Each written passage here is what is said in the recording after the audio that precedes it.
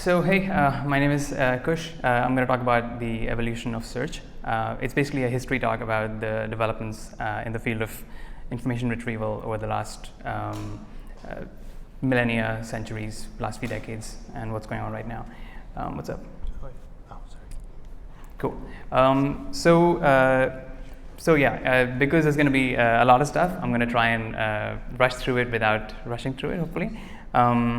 So initially, just about me, I'm primarily a software engineer in terms of how I make money, but my background is film and animation and industrial design, and I just build stuff for myself usually, and then I fund that ability through freelancing for our clients. So yeah, that's how I do stuff. And so whatever knowledge you see here is very, like scrapped together from just what I care about. It's not representative of anyone who is making informed, assessments. Okay. So what problem are we solving really? It's information retrieval, right? So we have a lot of information. We want to find the right piece of it at the right time. That's fundamentally what we're trying to do. You can imagine a room of unmarked boxes, lots of boxes, and you want to find certain information that you know exists in one of them. Now, of course, one approach is to go through all of them one by one, and that would be too much. It would take too long. It would take forever, and increasingly forever as time moves on. And so the idea is, how can we retrieve it faster and get to that information in the time that we need it? So not just find the right information, but also when we need it. So yeah, let's move on to the first topic, which is I wanted to see when to start the story, and because I wanted to do it as far as back as possible, I started at like 700 BC. Which is before writing has taken over in terms of information retrieval at all. So initially, of course, we are humans. We have brains and some memory. So people were trying to recall just things from their mind initially. One of the techniques for doing this retrieval just from your mind, often used by speakers actually when they were giving speeches, was using this thing called the method of loci, which is like memory palaces. So if you've heard like a memory palace recently, maybe in Sherlock, the TV show, or whatever, it comes from that time, that far ago, 700 BC or whatever, Greek and Roman Empire. And so actually before that, yeah. And so what that method was, this by the way is just a representation of something different than a memory palace called Theater of Memory. It's by an artist, it's by a philosopher from the 1400s. I just modeled it up because it looks cool to look at and think about. It's by the way 3D, if you didn't know. So basically a memory palace was a technique where you would project information spatially onto a space that you're familiar with, and so you wouldn't have to memorize the space itself, but now you're associating different objects with items that you want to remember, let's say during the course of a speech, each of the beats that you want to hit, right? So as you would do that, you would then be able to enable yourself to recall later on when you're giving the speech, simply walking through that space and recalling the objects and the information wherever you placed it. So this was one technique before the written record that people were using. Okay, so of course, the one big problem with that is, what do we do as we want to share information, as we want information to last for longer than a single lifetime. In fact, longer than a single evening, because these memory palaces for speeches would really only last for so long because you have to maintain this memory, right? So one great way to do it was the written record. So people started write. Of course, as we started to write stuff down, initially on tablets, then on scrolls and so much more, the next problem is, how do we keep track of what's been written down? How do we find what's been written down? And so what we do there is, even as far back as I said, in 700 BC, in the Library of Alexandria, which had a lot of tablets, this library, they started to basically add these things called colophons towards the I think bottom area of the tablet, each tablet, specifying the author, the subject, just couple pieces of information that basically would serve as metadata. So if you've heard of metadata, and that concept is around everywhere, that was metadata. That was the initial invention of it. I mean, again, as I tell the story, it's important to understand that I'm only telling certain parts of it that either we as humans know, or parts that I can cover in this talk. But it may not be the actual first, but it is that far ago that people started to think about, how can we have a little bit of aboutness of this document that is captured in some part of it, that way we can prevent ourselves or enable ourselves not to have to read the entire tablet, but rather just look at a part of it as you're scrolling through looking for the piece of information you want. So that's happening.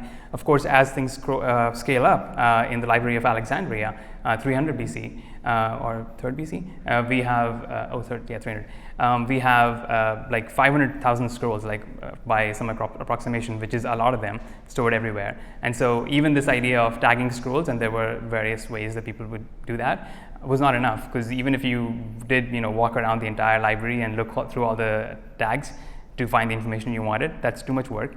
So this librarian, Callimachus, working at that library during his period, comes up with this thing called Pinix, which is basically a map of the shelves. So a separate scroll, or actually a lot of scrolls, that were dedicated specifically to documenting where information was. So this was one of the first instances, perhaps the first instance, of an index that lives outside of the document itself. So an index that is referencing various scrolls that are documented, and then this index, again, he had various ways in which he would structure information. So author, subject, certain lines from initial lines from the document, perhaps a summary.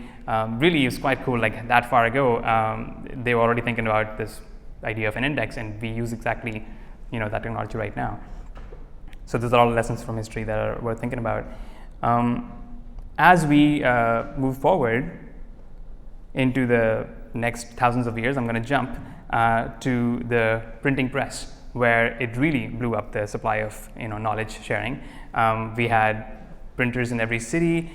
We had a lot more information being produced, a lot more people who were now literate and looking for information. And as a result, now you have the problem of how do we know what's even out there? There's just too much information. You don't even have like a single library that has all of it captured. So you can just be like, I'll just go there, and that's the information place. Now you have the problem of how do you find out what's out there. This Swiss guy, Konrad Gessner, this is like, I forget what the date is, but he comes up with this publication called Bibliotheca Universalis, which is trying to capture thousands of authors from around the world, having published different subjects, different books on different subjects, so that you could now, and then this published, so you can now have that as a resource to access global information being published. This was, I think, one of the first efforts of this kind, where you would now have this shared index, not just at a library, but around the world being distributed.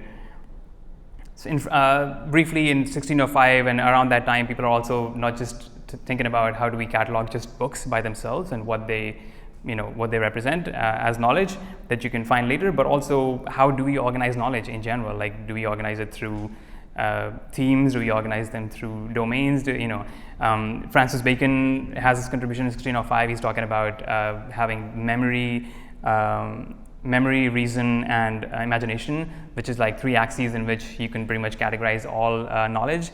And so people are trying to come up with cool ways to say, this is humanity, this is how we want to organize information, so that you can truly walk down a path of subcategories and subcategories to be able to get what you want.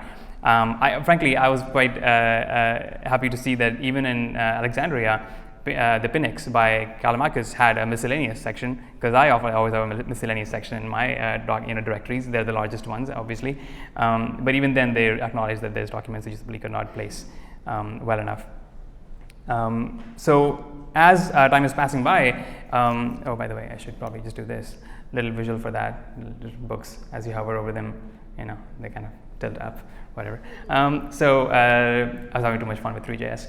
So they basically, people started to come up with classification systems, which was a way to universally organize information in different libraries, so that you could then walk into any library in the world and be able to understand where to look for information. The Dewey Decimal System is a great example of that. Vancouver Public Library uses that. The various other libraries, it's obvious. And so as we start indexing information globally, people start to ask, can we index everything that humanity has ever written? And can we do it in a way that is perhaps distributed, not just concentrated in one place? One great effort towards this was by these Belgian guys, Paul Otlet and Henri Lafontaine, which was called the Mundaneum, which was basically this, I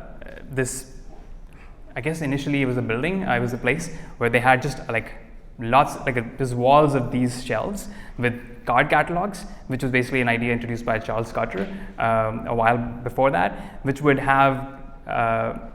capture the documents that exist about given knowledge with more facets than just the subject, the headers, and so on, but rather different angles that people could be coming at them. So something about them that might help someone else find that information better.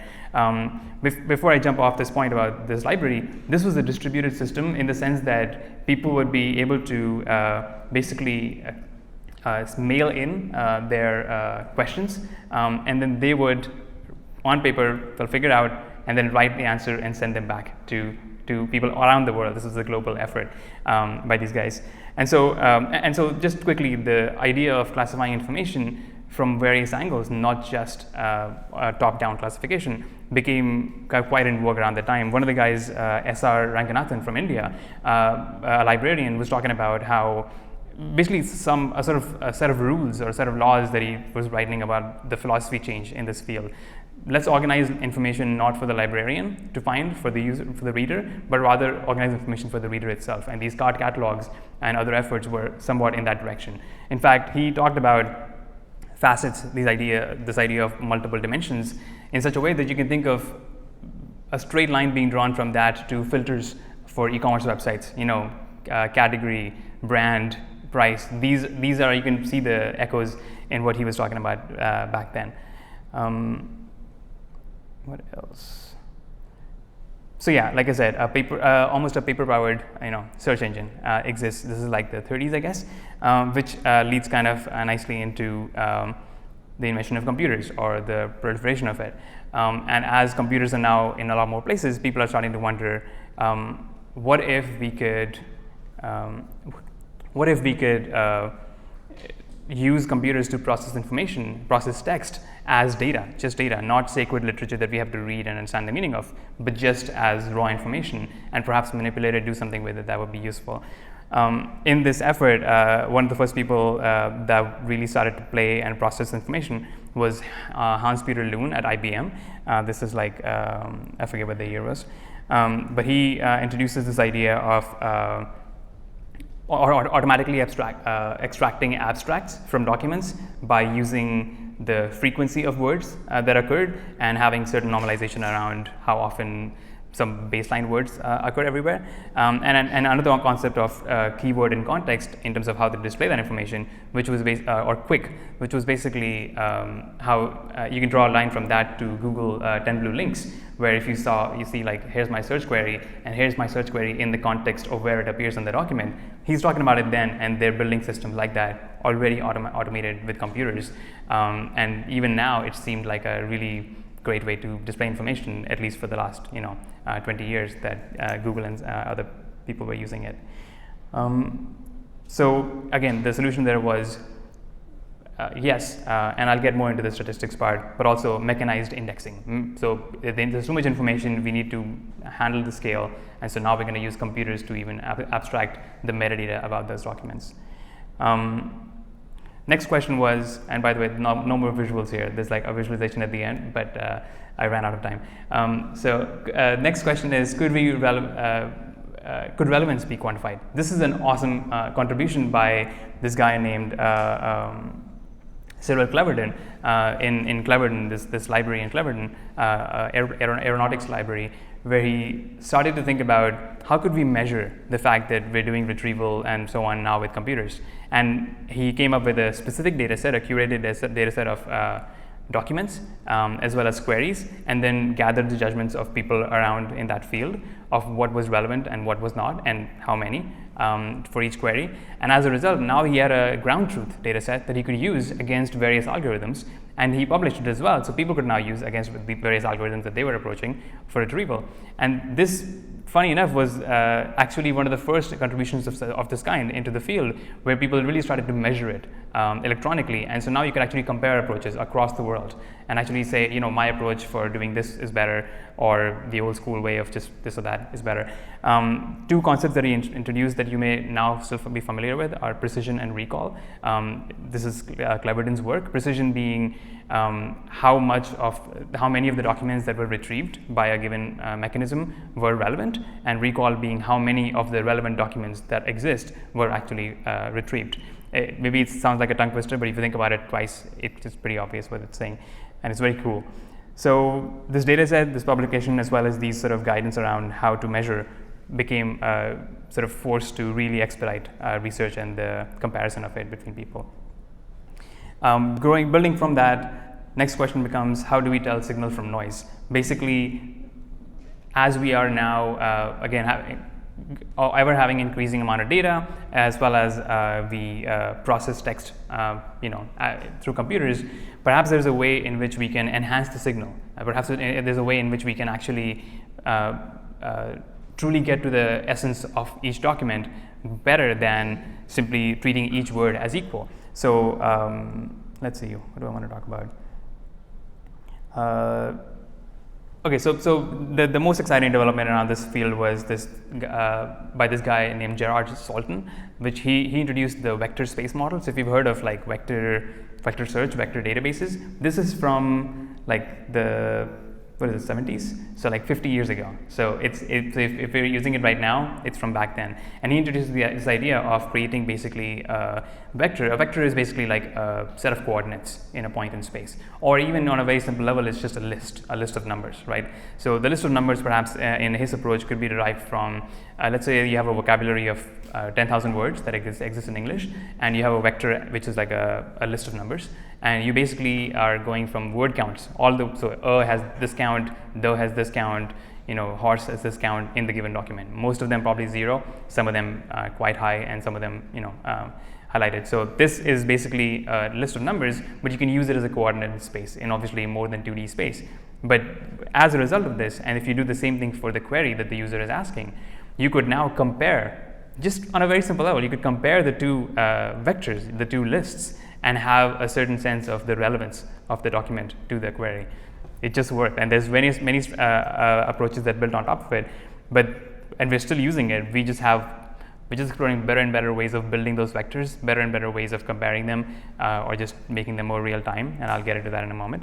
And so one key insight that I realized that it came from this period was by this colleague of Gerard Salton, Karen Sprague-Jones, and she talked about how if we not just deal with the frequency of the terms in a given document, but also how often they appeared in other documents as a signal for how they may be less relevant since they appear all the time, this became a very important insight, because now you could have just automatically, without even sort of a heuristic saying the and common words should be ignored, we simply say if these words appear in all the documents more often, just weight them down. So if you can imagine that list of coordinates, you're simply multiplying by a certain number to make that number go down for each term in the vocabulary. And the development on this many years down the line is called BM25. Did I say TF-IDF? So TF-IDF is the term in what Karen Jones was talking about, term frequency, inverse document frequency, and BM25 was a polished a version of that algorithm where they said also you should normalize for the length of the document, because if the document is longer, they might just be that each term is just represented more often, and that kind of biases the results towards longer documents. So a way to make up for that was to simply normalize for that. Some cool stuff in that. There's a lot of stuff that I'm skipping, but in the interest of moving through the timeline. As we're now looking at signals from the text itself, we also start to ask, with the rise of the web and people connecting even more data to each other, was what additional signals now exist that we could use to derive relevance, to derive meaning, than just the document's content itself. One of the things was, of course, links. So if people are linking to a given document, if other web authors who are producing and publishing content are linking to other content, that is a signal that they have vetted this piece of information, and as a result we should treat it as more relevant. As well as we could have the hyperlinks, for example, on the internet, and the text that they placed in that link to your website as an additional piece of metadata. So you could basically be like, oh, this is user-generated metadata for free. I don't even have to write it about my own book or my own website. Someone else wrote about me, and we should use it as a signal because it probably means something. Google did this a lot with PageRank and so on, and they also used other signals as time evolved, like sort of this entity graph called knowledge graph, where you basically say we can have various aspects about a given piece of information. For example, for a person, we can say age and association and occupation and so on, and explicitly map it out in a database that we can then use to walk through and say, find this person's occupation, find all the people that are in that occupation, find the common ones in the city, and so you can really do like mathematical operations on that. So the next thing is basically a continuation, but a modern one of the idea that Gerard Salton introduced, which was vector space model. What if we could map ideas into space? This is the thing that I have a visualization for at the end, which is embeddings. So people really started to, in the last 10 years, I would say, and a little bit more, explore approaches where you could simply use now the big data that you had and the big amount of compute that you had to just throw it at it and try and train these vectors out of that, as opposed to using linear algebra by hand in this approach called LSI earlier, or so much more. So now with the scale, we simply kind of like had that bitter lesson happening where just throw compute at it and you might actually get something out of it. One of the approaches in there was word2vec, which was the idea of just using word frequencies that are available in the text that's around the world, and another thing was glove. And so you would just say, if two words appear together in the corpus of the internet, however small subset of it, then they must be related just across billions of sentences, and as a result you can train a model that just recognizes that these things are similar. Eventually you have something like BERT and sentence BERT, which is the idea is you don't just do for specific words how close words are to each other, but rather entire sentences and entire paragraphs of sentences. This is the foundation of the current vector search. If you've been using vector databases or embeddings for anything, basically you're able to now place entire paragraphs, documents, sentences into a point in space and have it be compared to its colleagues that may also end up in the same space because of how these models are trained. And the ones that are not related will end up in a different point in space. Again, we'll see if I get to the visual. And then actually, I think I'll skip to the visual more, so I'll just spend 2 minutes on this, which is, of course, as we scale on the embedding side, we realize this is too much, like data being, because the embeddings are actually 768 dimensions. That's 768, let's just say, numbers for each bit of text or each bit of paragraph or context.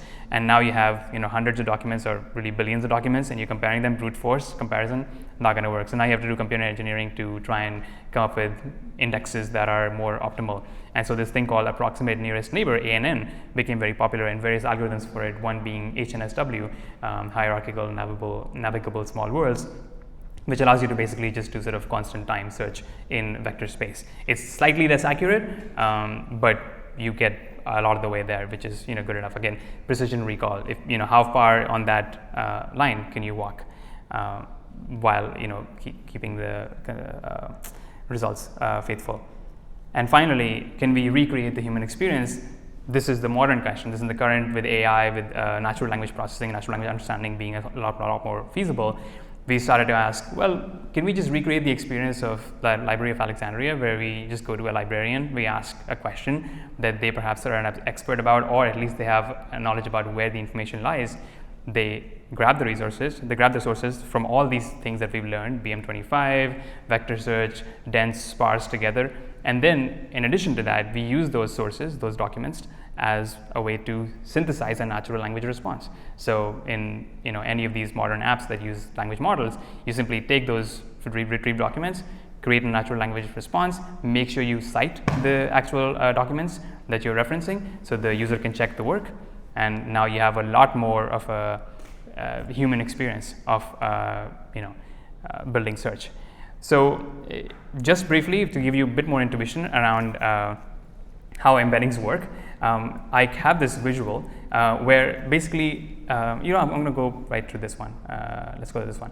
So I have this visual where I have 3 genres or 3 categories of tools that humans use that I have described in one line each, and I have put them in a point in space using a model which is an embedding model. In this case, actually a very tiny model, Gemma 300 million or 270 million, the embedding model that just came out like a month ago. And so this thing is very tiny, you can run on your phone, and I like tiny models. So you can now basically take each tool and put it in a point in space. So if I hover over this, by the way, the embedding model that placed this thing in the space only got the description. So it did not know about the title. I just made up a title just to make it easier for us to read.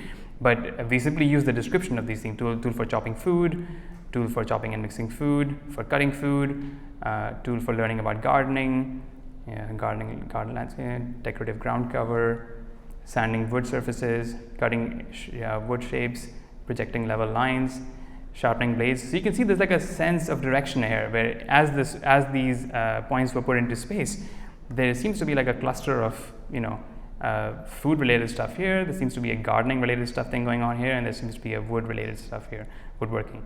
And indeed, if I go to the next slide, basically I used the labels that I already knew about these descriptions, and I used them as color to identify what they are. Again, the embedding model did not know what they were when the embedding was generated. We're simply projecting the color on top of it as a way to read it better. And so look at that, like it very, very cleanly actually placed all the gardening stuff in one place, in one area, and the food and the woodworking stuff here. And then of course there's concepts in the middle where if you hover, you say tool for digging and chopping. Yeah, it could be like for, I guess, gardening, could be also for woodworking. A glove right in the middle could be for any of them. Could be for food, could be for gardening, could be for woodworking, right? So, and if you go very far out for baking casseroles, that one for sure is not going to be a gardening or a woodworking tool. So it ends up getting pushed away as the way the model has been trained. And so one last thing about this is that if you were wondering how search works, how do you actually use this as a way to get relevant results, is, well, not only could you say pick a product that you already own or pick a product that you already are looking at and find similar ones. So let's say I say I'm looking for tools that are like gloves. I click on glove here, and it gives me the nearest neighbors around that space, right, in that space, and that allows me to hover over the other one. Let's say protecting clothing. That's kind of closer to glove than baking casseroles. Wiping hands and mouth. That seems closer than not. Gripping objects, again, it's close enough. Could be a reasonable neighbor for it. Protecting the table. You can see a lot of protection stuff going on, right? Now you might be wondering, so that's a way to get the recommendation for the nearest neighbors. You might be wondering, how come the nearest neighbors aren't actually the nearest neighbors? They seem like pretty far away. That's because what I'm doing here, and I didn't mention yet, is I'm reducing the actual complexity that is captured in this model from 300 dimensions, something like that, down to 2 dimensions, right? So there's actually that list of numbers that's produced, the vector, is actually 300 numbers or 700 numbers, I forget right now. But I'm just kind of doing this thing called PCA, which basically projects stuff down, squeezes it down axis by axis, and all the way to 2D here, which is really killing a lot of information. It is still surprising and quite beautiful that you can still see a bit of a picture of where the things ended up being, even though it's this compressed, the information. And lastly, you can of course take any query that the user wants to actually inject into this. Let's say I'm looking for a new tool for slicing, let's say. Slicing seems like maybe it's in the woodworking cluster. Tools for slicing vegetables. Now it seems to be in the food cluster, right? So I wanted to do this live demo where as I type, the embedding moves through that vector space, and you can see the nearest neighbors change as well. So slicing vegetables, now we can hover over this one, which is harvesting vegetables, or this one, which is chopping food. So yeah, that's generally what I wanted to cover for this talk. Where do we go from here? There's lots of approaches that exist. I wanted to basically say that if you if you learn your history, if you actually look at what was going on before this current time, you realize none of the ideas are really new. We're mostly playing with scale at this current moment, and there's a lot of inspiration out there for us to build off of. A lot of my projects that I do, I realize are like projects that were already existing and people were working on 50 years ago. There's this great talk, by the way, I want to just mention, by Brett Victor, called The Future of Programming. If you have not watched it, it'll do things. It'll inspire the shit out of you, and if you're like me, it'll depress the shit out of you. Like, I was very sad when I first watched it, because he's like giving the talk from a perspective of being in the 70s about the future and what it could be, and it's kind of very cynical and beautiful, and you realize just there's a lot to learn from history, and this project that people never completed that you should take on. But yeah, that's me. Thank you so much.